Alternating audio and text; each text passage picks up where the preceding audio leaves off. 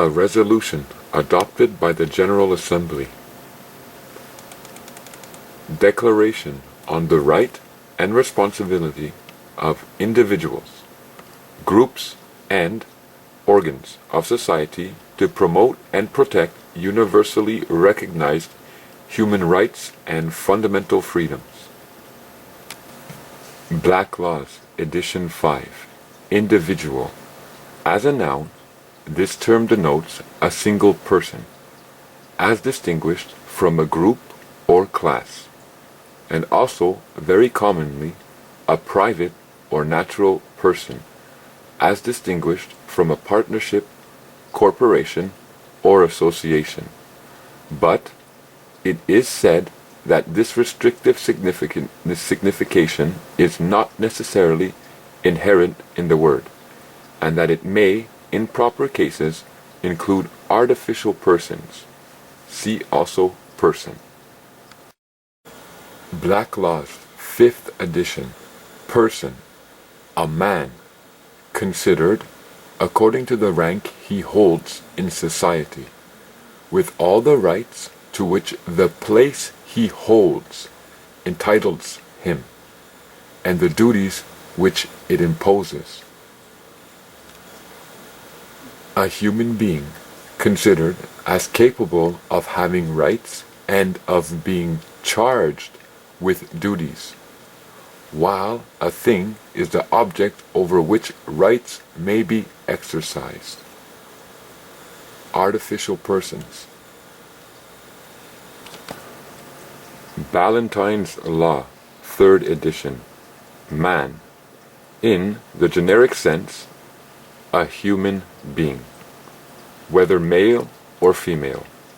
All human beings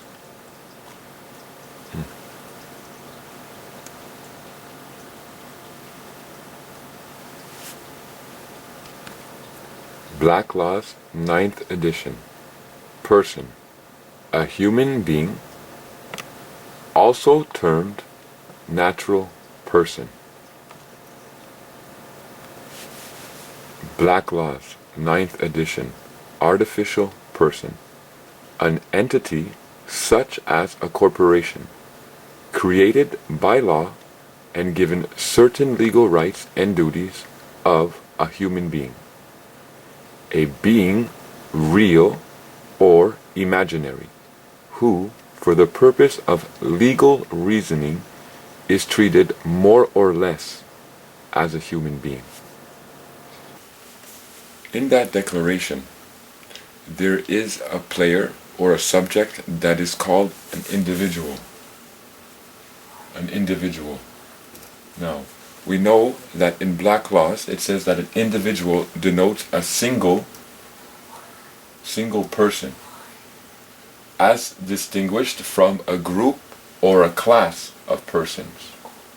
Now, for example, when we say Canadian citizen, there are 30-something million Canadian citizens. We would consider that either a group or a class of persons.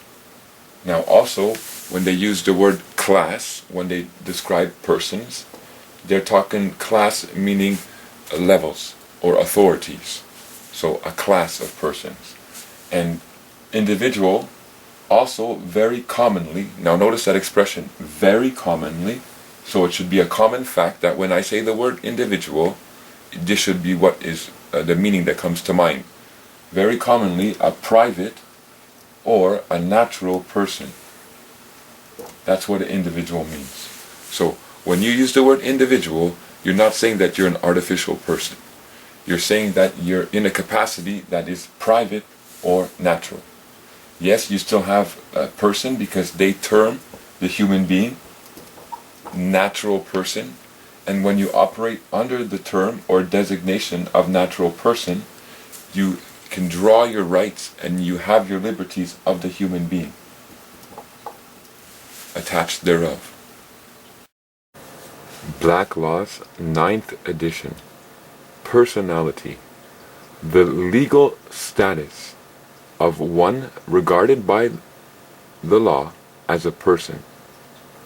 The legal conception by which the law regards a human being or an artificial entity as a person. A legal personality refers to the particular device by which the law creates and recognizes units to which it ascribes certain powers and capacities. In Ballantyne's Law, 3rd edition, it states that a man, in the generic sense of the word, is talking about a human being, and that a human being includes a man or a woman. So they're interchangeable. That's how they're using them. Now, when you look in Black Laws, edition 9, under the word person, you'll see that it states that a person is a human being.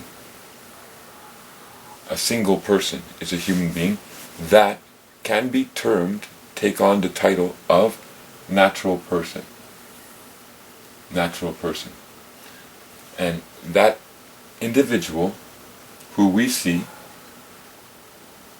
in the Human Rights Defender Act or Declaration, that individual, as Black Law teaches us, is a natural person, who therefore is a human being, who therefore is a man or woman. So it opens up the capacity for a man or a woman to take that position as a human rights defender. Now, when you stand as a natural person, when you take that designation, it's not the exact same designation as a human being, according to how I understand this. Because within the laws, the enactments and the statutes and the regulations that are in operation in Canada, they've tried to qualify a natural person. That's why, for example, you'll see in the Bank Act of Canada, it states that a person will mean either an artificial person or a natural person. What you cannot say, though, is that the word person in the Bank Act will mean an artificial person or a human being. They don't write it like that because it doesn't mean a human being completely. A natural person has some attributes, some freedoms that a human being has, and a natural person has more freedoms and more privileges than an artificial being or an artificial person has, but they are all not one and the same. But for you to work your way up through this law that they've created, you take the designation as the individual, leading you into the natural person, which leads you back into your rights and freedoms as the human being, which is what you are there to defend, the rights and fundamental freedoms of the human being. The Universal Declaration of Human Rights, Article 6, should be a familiar verse right now. Everyone has the right to recognition everywhere as a person before the law. So no obligation, but a right. Now let's just rephrase that a bit. Every human being, or a human being, has the right to recognition everywhere as a person before the law. Article 10.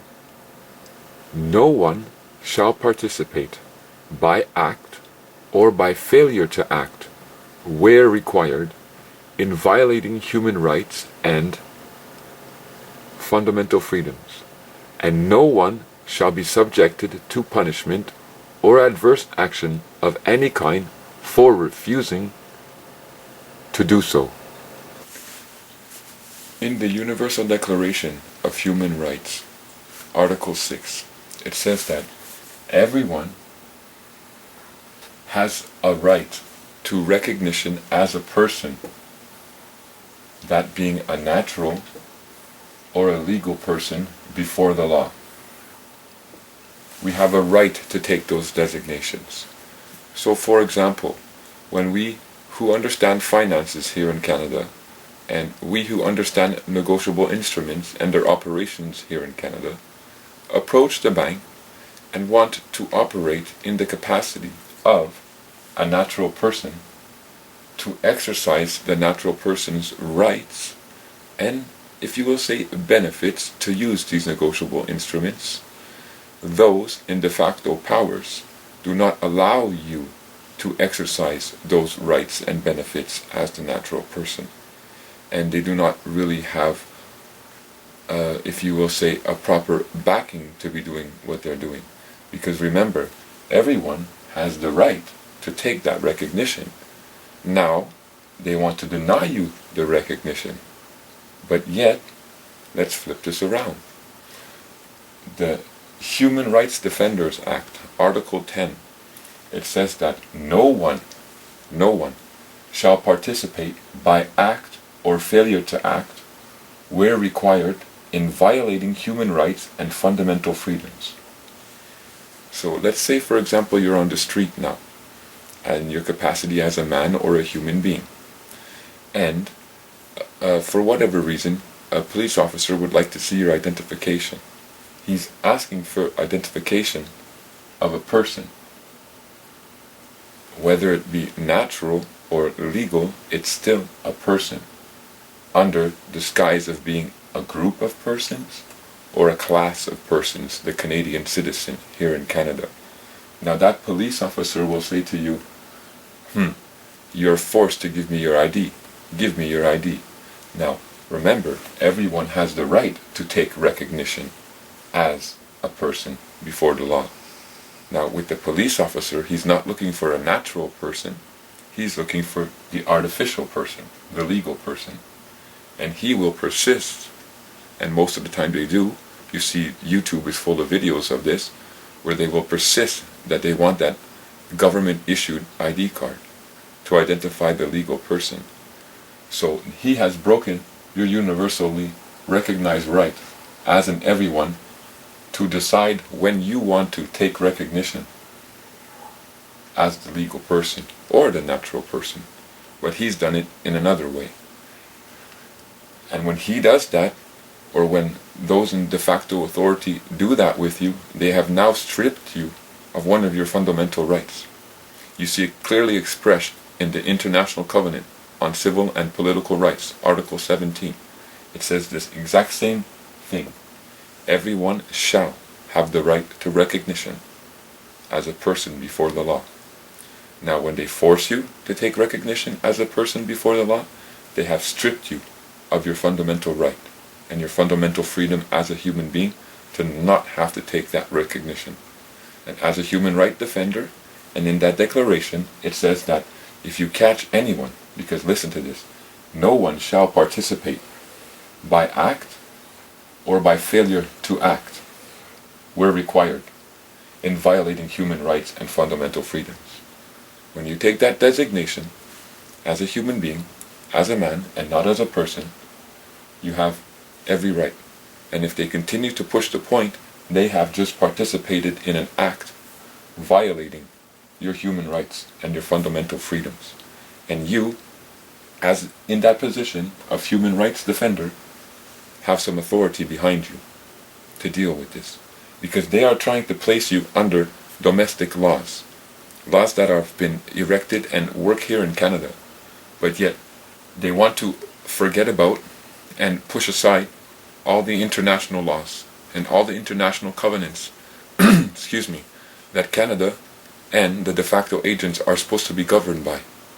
So, in your position, you have now the power to call back up those covenants and to exercise the rights, if you will, that are attached thereof against those who are breaking our human rights and freedoms here in this land.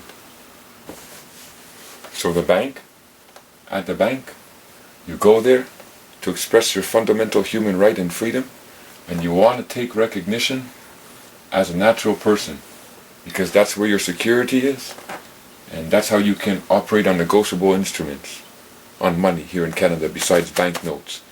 But the bank, their agents, take the position on your behalf as natural persons. And they operate and have control of the money instead of you. They don't allow you to take that recognition when you want to. And then just the opposite happens with the police. You're out there minding your business. Now, I'm not talking from personal experience, nevertheless, but you're out there minding your own business, and they want to force you to take recognition as a person, as an artificial person. So on one hand, they don't allow you to, and on the second hand, they want to force you to. But through all this, it's your right to decide what you want to do. It's supposed to be your right. That's why these laws were implemented. That's why these covenants are out there. That's why they're there for us.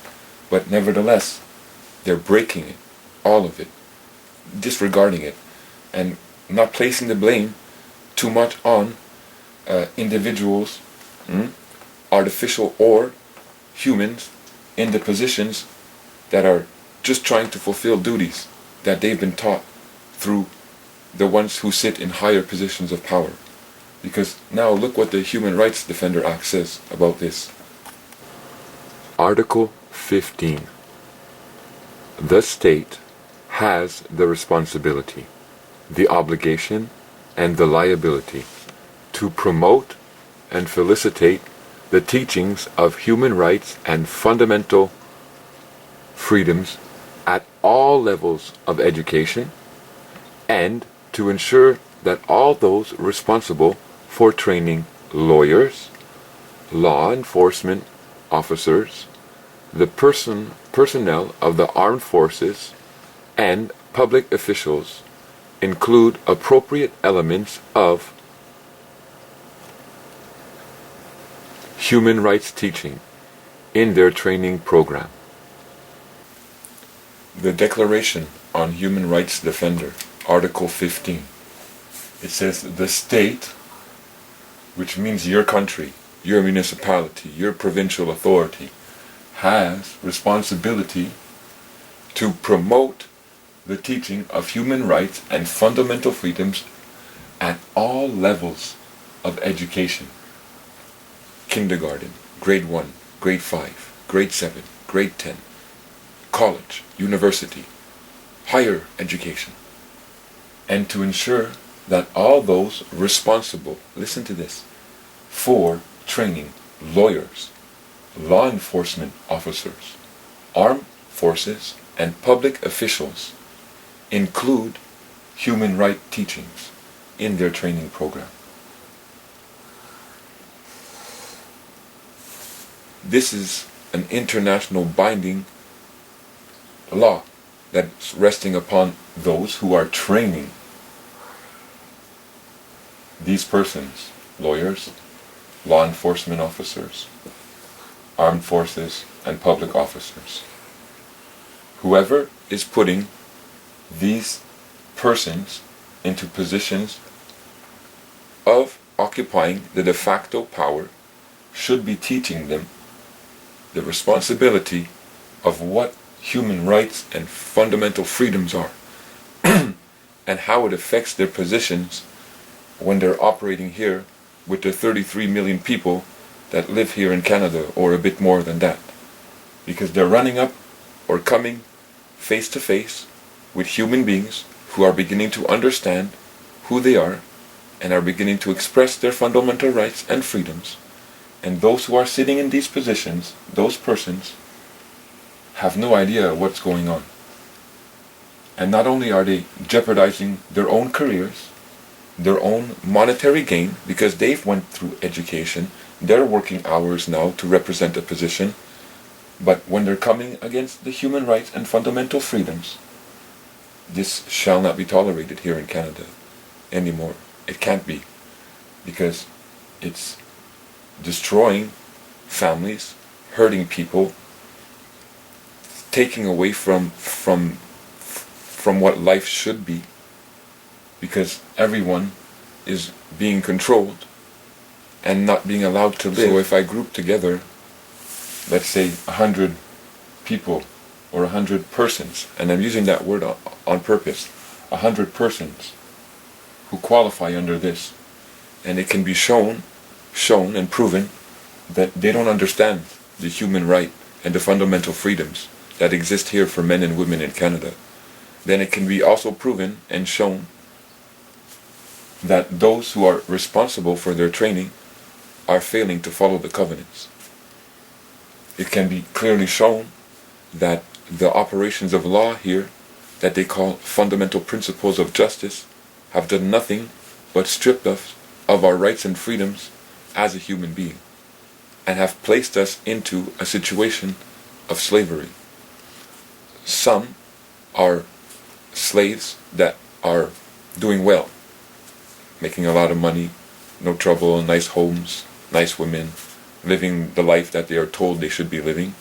But the majority of those who have been rendered a subject, a servant of Her Majesty, are being taxed, are being taken from, working hard, losing 30% of their pay, then going to buying food, losing another 15% on that money for the food that they have to buy, then going to buy gas, losing another 15% on that money to buy gas. And I can keep going on, just taking and taking from the energy of their subjects. This is not what life was meant to be. And they'll say it's all for the better of the system. No, it is not. If you go and investigate what is happening with the monetary system here in Canada, and if you go and see where the taxes that they are pulling away from you through all these systems are going, it's disgusting. We are paying, I'm sure most of you know, $160 million a day on interest for a debt we don't even have to carry. Because we in Canada closed the Bank of Canada and stopped printing money in the Bank of Canada, where before we were printing at least 50%, now it's only 5%. The interest that we are paying to the international bankers are costing all of you subjects and servants here $160 million a day. It doesn't go to support the social systems here in Canada.